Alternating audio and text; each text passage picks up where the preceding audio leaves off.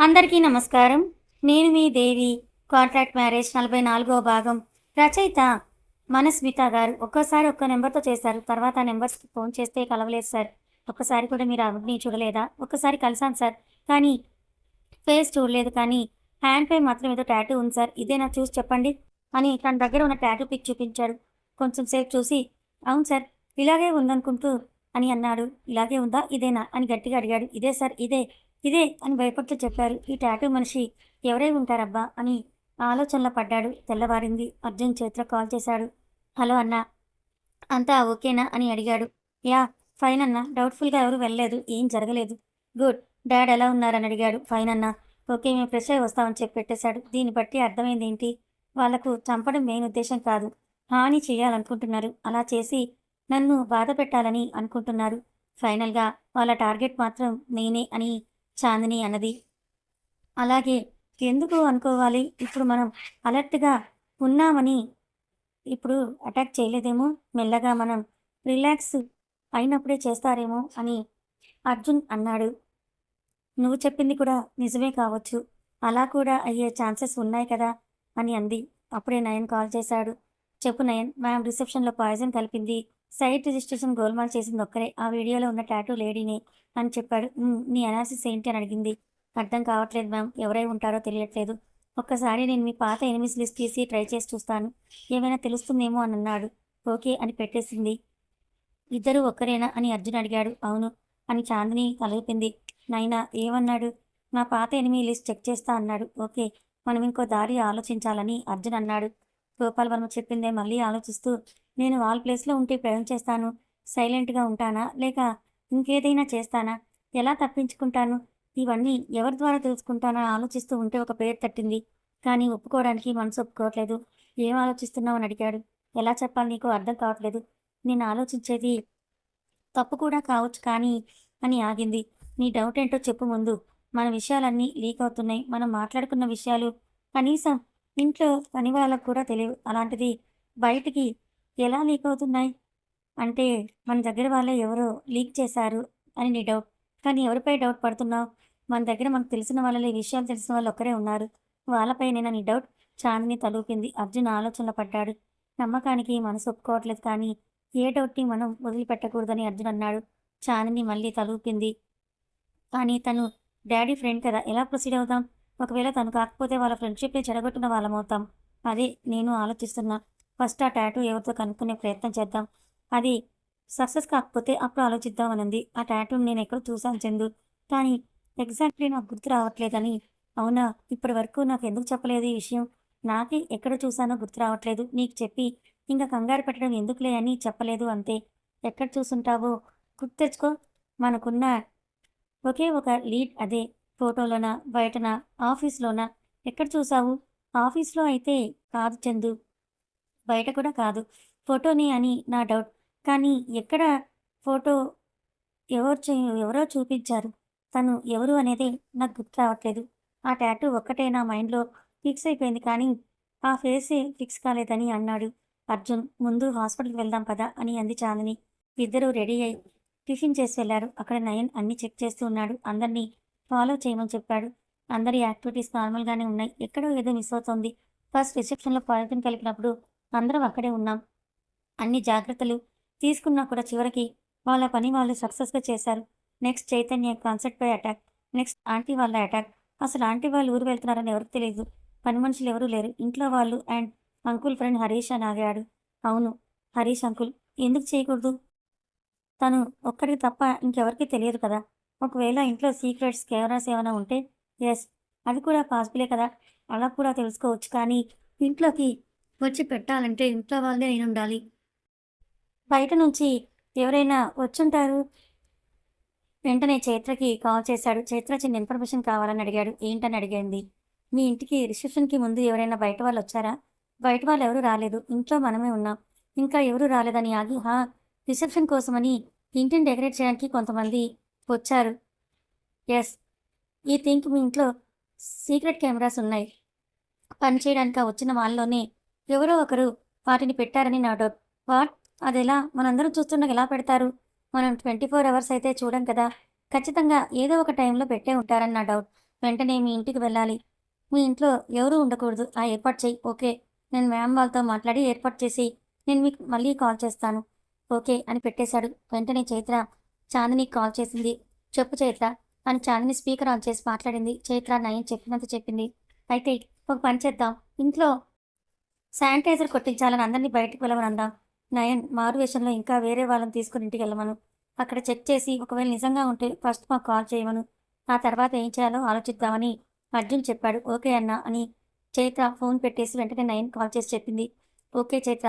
అక్కడికి వెళ్ళాక మ్యామ్ వాళ్ళు కాల్ చేస్తా నేనని ఫోన్ పెట్టేశాడు. అర్జున్ ఇంటికి కాల్ చేసి పనిచేసే వాళ్ళకి ఈ విషయం చెప్పాడు. నయన్ వెంటనే గెటప్ మార్చి మాస్క్ పెట్టుకొని ఇంకొక బాడీగార్డ్ని శానిటైజర్ వాడిలాగా వెంట తీసుకొని వెళ్ళాడు. అక్కడికి వెళ్ళగానే అక్కడ ఇంట్లో పనిచేసే వాళ్ళందరూ కూడా బయటికి వెళ్ళిపోయారు. ఒక 30 మినిట్స్ వరకు ఎవరూ లోపలికి రావద్దని చెప్పారు. రాకేష్ నువ్వు హాల్‌లో శానిటైజ్ చెయి. నేను కిచెన్‌లో చేస్తా అని వెంట వచ్చిన బాడీగార్డ్‌కి చెప్పాడు. ఓకే సార్ అని చెప్పారు. ఇద్దరు పనిలో పడ్డారు. ఇద్దరు నిజంగా శానిటైజ్ చేస్తున్నట్టు చేస్తూ డౌట్ రాకుండా అంతా వెతుకుతున్నారు. కిచెన్‌లో లేదు, హాల్‌లో లేదు, బెడ్‌రూమ్స్‌లో లేదు. అంతా చూశారు. ఎక్కడ పెడితే ఎగ్జాక్ట్‌లీ ఇల్లంతా కవర్ అవుతుందబ్బా అని ఆలోచిస్తూ మెయిన్ డోర్ వైపు చూశాడు. రాకేష్ అక్కడ శానిటైజ్ చేయలేదు కదా అని మెయిన్ డోర్ వైపు చూపిస్తూ అడిగాడు. యెస్ సార్ అని రాకేష్‌కి అర్థమై వెళ్ళాడు. అక్కడే శానిటైజ్ చేస్తున్నట్టు చేసి బాగా గమనించాడు. అక్కడ కెమెరా ఉంది. సార్ ఇక్కడే బాగా దుమ్ము ఉంది సార్ అని కోడ్ వర్డ్‌లో చెప్పాడు. నయన్‌కి అర్థమై ఓకే బాగా చేయని చెప్పాడు. ఏం చే ఏం చేయాలి? కెమెరా కనపడితే ఫస్ట్ వాళ్ళకి చెప్పమని మ్యామ్ వాళ్ళు చెప్పారు కానీ ఈ ఛాన్స్ పోతే మళ్ళీ కెమెరా తీయడానికి ఛాన్స్ రాదు అని అనుకుంటూ యాక్సిడెంటల్‌గా జరిగినట్టుగా కెమెరా కింద పడాలి ఎలా అని ఆలోచిస్తూ రాకేష్ దగ్గరికి వెళ్ళాడు. ఇక్కడ ఇదిగో ఈ స్పేస్‌లో బాగా చెయ్యి అని చెప్తూ ఉన్నాడు. సార్ ఇక్కడేదో ఉంది. మనం గట్టిగా అంటే అది కింద పడుతుందేమో అని రాకేష్ కావాలనే అన్నాడు. పడితే పడని. మనకేంటి? మన పని మనం సరిగ్గా చేయాలి కదా! ఏమైనా అయితే మనకు సంబంధం లేదులే అన్న చేతిలో ఉన్న శానిటైజర్ టూల్‌ని గట్టిగా కెమెరాకి తగిలించాడు. అది కాస్త కింద పడింది. ఇద్దరు ఒకరి మొహాలు ఒకరు చూసుకొని నవ్వుకున్నారు. వెంటనే అక్కడి నుంచి బయటపడి హాస్పిటల్‌కి వెళ్లారు. హాస్పిటల్ చాందిని, అర్జున్, చైత్ర ముగ్గురు నయన్ కాల్ కోసమై వెయిట్ చేస్తున్నారు. ఇంట్లో పనివాళ్ళు శానిటైజర్ వాళ్ళొచ్చారని మనం కాల్ చేసి 30 మినిట్స్ అయిపోయింది. ఈ ఇడియట్ ఇంకా కాల్ చేయలేదేంటి?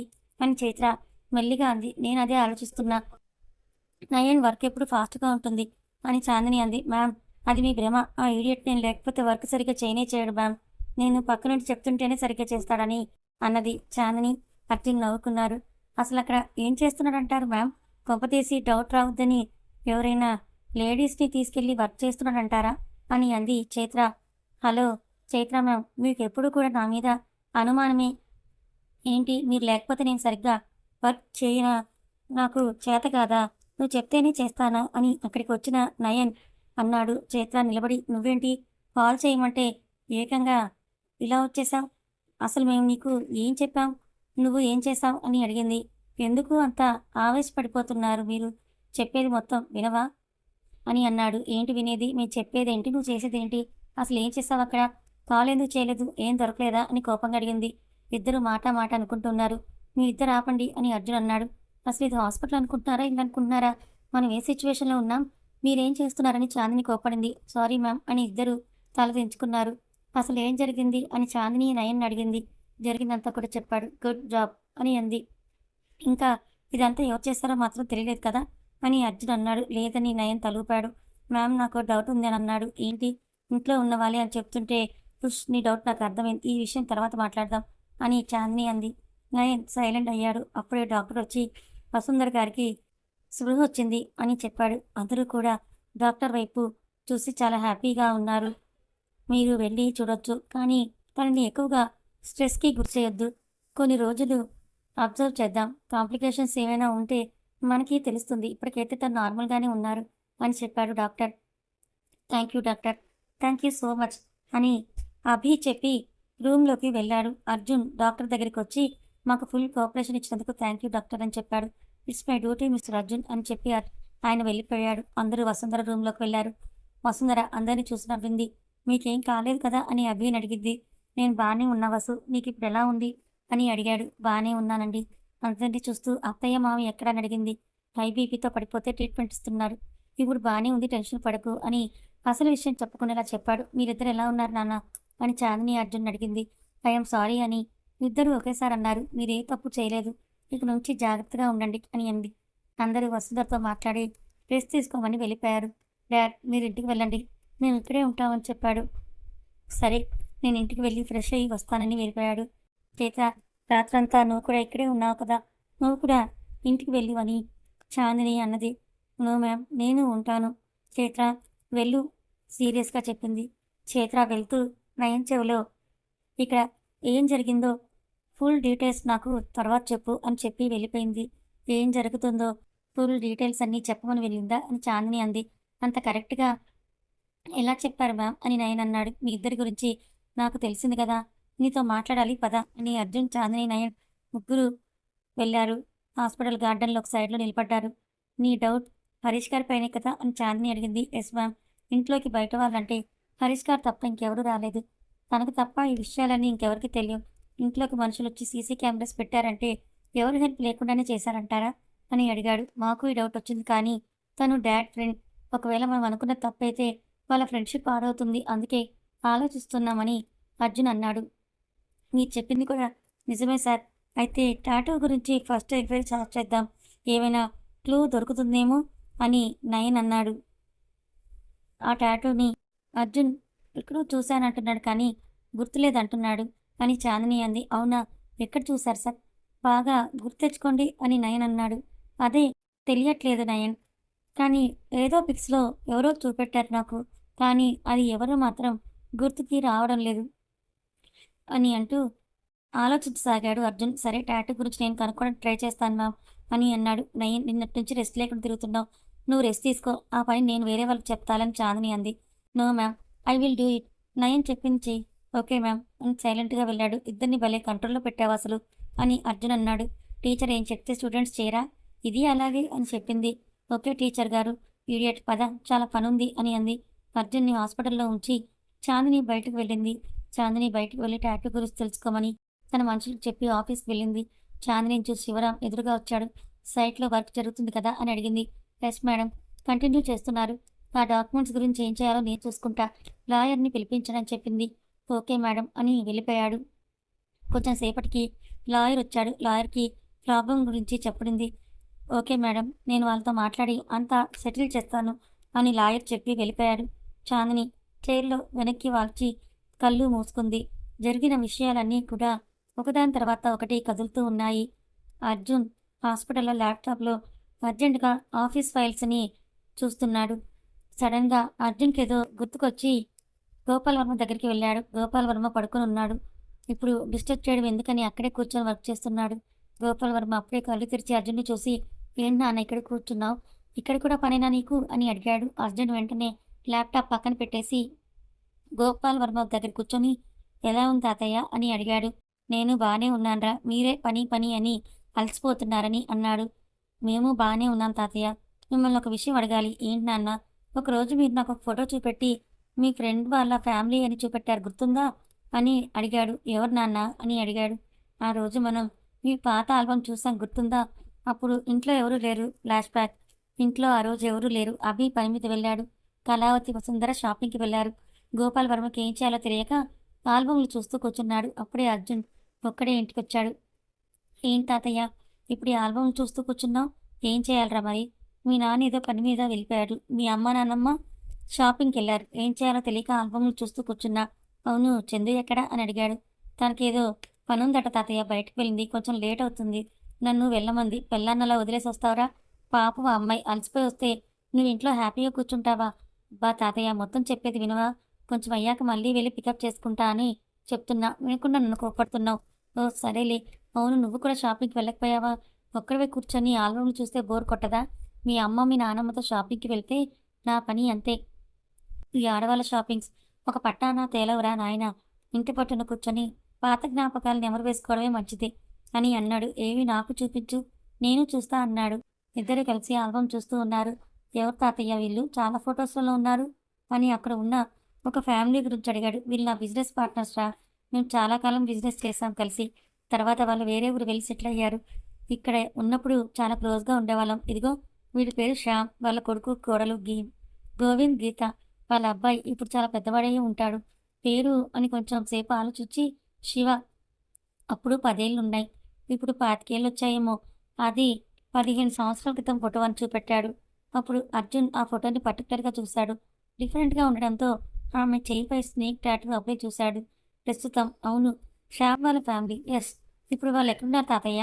తెలీదురా. వాడితో మాట్లాడి చాలా రోజులైంది. ఎందుకు నాన్న? తర్వాత చెప్తాను తాతయ్య. మీరు రెస్ట్ తీసుకోండి.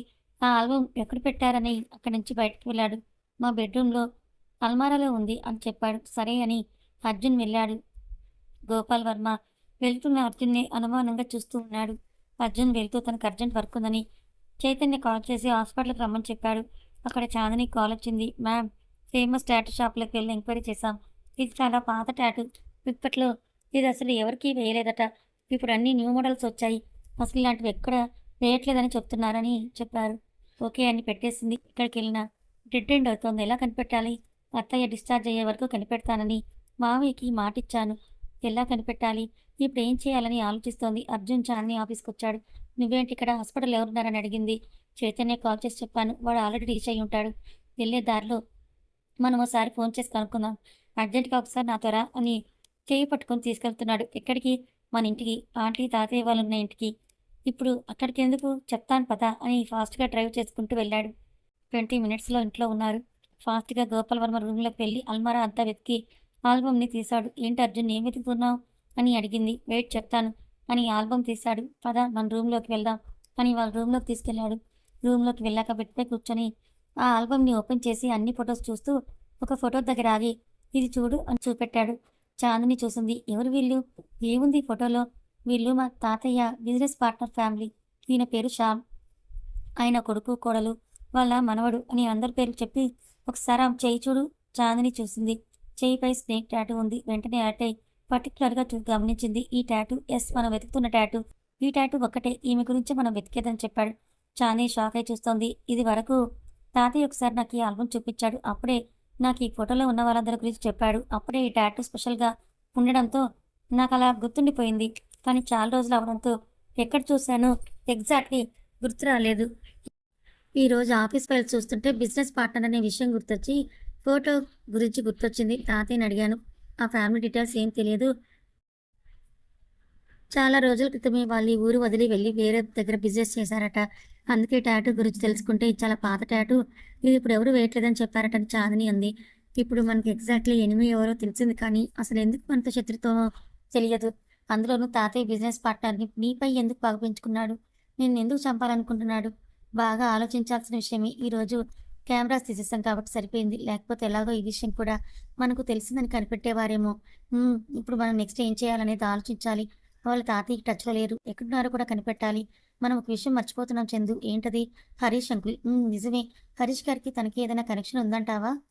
ఫస్ట్ ఈ ఫ్యామిలీ ఎక్కడుందో తెలుసుకుందాం. ఇప్పుడు అంకుల్‌కి ఫ్యామిలీ రిలేషన్ ఏంటనేది బయటపడుతుందేమో. యెస్. నయన్‌కి కనుక్కోమని చెప్తానని ఫోన్ చేసింది. నయన్ పడుకొని మిస్టరీ ఎలా ఛేదించాలని ఆలోచిస్తున్నాడు. చాందిని కాల్ చేసింది. Hello ma'am. ఏమైనా తెలిసిందా? నేను డ్రెస్ తీసుకోమంటే మళ్ళీ ఈ విషయం గురించి ఆలోచిస్తున్నావా? మ్యామ్, ఏదైనా మిస్టరీ ఉంటే అది సాల్వ్ అయ్యే వరకు నాకు నిద్ర పట్టదని మీకు తెలుసు కదా! చిన్న క్లూ దొరికింది. అవునా? ఏంటది? దెబ్బకి లేచి కూర్చున్నాడు. చాందిని విషయం అంతా చెప్పింది. అసలు మ్యాటర్ ఎక్కడి నుంచి ఎక్కడికి వెళ్తుంది మ్యామ్? నేను వెంటనే కనుక్కుంటానని చాందిని మాట్లాడేలోపే ఫోన్ని పెట్టేశాడు నయన్. ఈ నయన్‌కి అన్నీ తొందరే అని అనుకుంది. అబ్బా! ఈ ప్రాబ్లమ్ తొందరగా సాల్వ్ అయితే బావుండనిపిస్తోంది. కొన్ని రోజులైనా మనం ఎంజాయ్ చేయొచ్చు. అబ్బాయి గారికి ఎంజాయ్ చేయాలని పడిందా? అసలు మనం పెళ్ళైనప్పటి నుంచి ఎప్పుడు ఎంజాయ్ చేశాం చెప్పు? ఈ ఇంట్లోకొచ్చి ఒక ఫస్ట్ నైట్ ఒక్కటే చేసుకున్నాం. తర్వాత నుంచి ఒకదాని తర్వాత ఒకటి వస్తూనే ఉన్నాయి. ఎన్ని నైట్స్ వేస్ట్ అయ్యాయో నీకు సిగ్గులేదు. మూసుకుని ముందు ఉన్న ప్రాబ్లమ్ ఎలా సాల్వ్ చేయాలో అది చూడు. నేను మావయ్యకి మాటిచ్చాను. అది ఎలా అయినా నిలబెట్టుకోవాలి. నయం చేసేది నయం చేస్తాడు. మనం చేసేది మనం చేద్దాం. ఇప్పుడు హరీష్ అంకుల్ ఇప్పుడసలు ఏ బిజినెస్ చేస్తున్నాడు? ఎక్కడ ఆఫీస్ ఉంది? అన్ని విషయాలు కనుక్కో అంది. మేడం ఆజ్ఞ ఇచ్చాక ఈ సేవకుడు చేయకుండా ఉంటాడా? అని ఫోన్ చేసే వరకు ఇన్‌స్ట్రక్షన్స్ ఇచ్చాడు. ఒక 1 అవర్‌లో డీటెయిల్స్ అన్నీ మన ముందుంటాయి. ఓకేనా? అని పెట్టిపోయి వాలి కళ్ళు మూసుకుంది. అక్కడ నయన్ ఫోన్ చేసి రేయ్! నేనొక పిక్ పంపిస్తా. ఆ వ్యక్తి ఫుల్ డీటెయిల్స్ నాకు కావాలి. తనెక్కడుంది? ఏం చేస్తుంది? ఎక్కడికి వెళ్తుంది? అన్నీ తెలియాలి. ఒకవేళ అవి తెలుసుకోలేకపోతే కనీసం తను హైదరాబాద్‌కి ఎప్పుడొచ్చింది? ఎవరితో వచ్చింది? అవైనా కనుక్కో అని చెప్పి పెట్టేశాడు. శ్యామ్, గోపిన్, గీతా ఫ్యామిలీ పిక్ సెండ్ చేశాడు. ఇంకొక ఫోన్ చేసి హరీష్ పిక్ సెండ్ చేసి తన గురించి కూడా కనుక్కోమని చెప్పాడు. వాళ్ళెప్పుడు డీటెయిల్స్ చెప్తారా అని వెయిట్ చేస్తూ ఉన్నాడు. లైఫ్‌లో ఇంత ఎక్సైట్ ఎప్పుడూ అవ్వలేదేమో! మ్యామ్ వాళ్ళకంటే నాకే ఎక్కువగా తెలుసుకోవాలని తొందరగా ఉంది అని ఈగర్లీ వెయిట్ చేస్తున్నాడు నయన్. అక్కడ అర్జున్‌కి కాల్ వచ్చింది. సార్ ఇతని పేరు హరీష్. హైదరాబాద్ రాగానే పటాన్ చెరువులో బిజినెస్ స్టార్ట్ చేశాడు. Startup company. ఇప్పుడే కొంచెం డెవలప్ అవుతోంది. ఇప్పుడు అక్కడే ఆఫీసులో ఉన్నాడు. కథ కొనసాగుతుంది. మరి ఈ కథ మీకు ఎలా అనిపించింది? నచ్చిందా? నచ్చితే లైక్ చేయండి. మరికొంతమందికి షేర్ చేయండి. ఇలాంటి మరిన్ని మంచి కథల కోసం ఛానల్‌ని సబ్స్క్రైబ్ చేసుకోండి. Thank you so much.